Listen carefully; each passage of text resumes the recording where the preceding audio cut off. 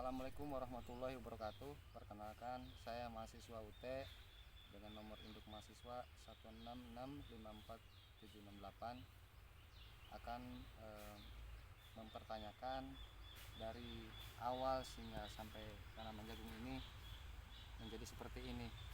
Perkenalkan, ini Bapak Korlo saya dari Balai Penyuluh Pertanian Kecamatan Pulusari. Akan saya wawancarai sejauh mana peningkatan budidaya tanaman jagung. Pak Agung, bagaimana dengan posisi seperti ini jagung sehingga bisa meningkat?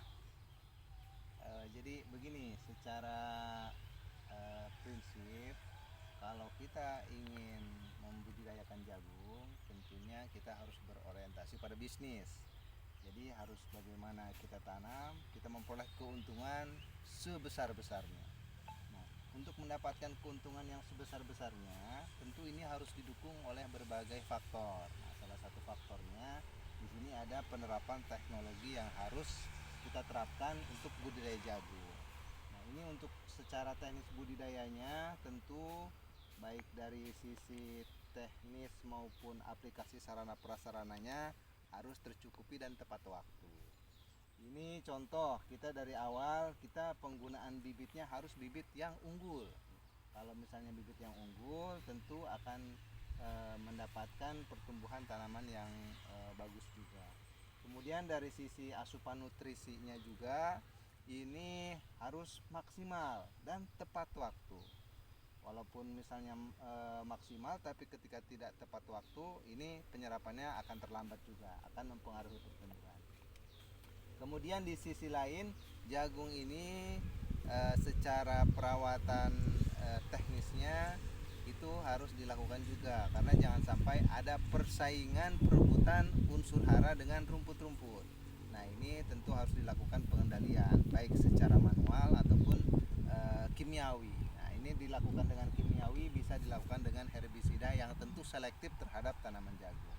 Kemudian untuk proses pengendalian hama penyakitnya tentu disesuaikan dengan hama penyakit yang menyerangnya. Jadi jangan sampai kita mengaplikasikan tidak tepat sasaran. Kemudian di sisi lain, kalau misalnya ini jagung sini sudah mencapai sekarang ini fase generatif, nah ini dilakukan selektif buah. Kalau bahasa di sininya itu menyebutnya ada penyolengan. Jadi yang kita besarkan itu hanya beberapa tongkol aja. Jangan sampai satu pohon misalnya ada 3 tongkol kita jadikan buah semua. Nah, itu harus kita seleksi, kita sortasi sehingga yang dibesarkan itu kita pilih yang terbaik, yang bagus.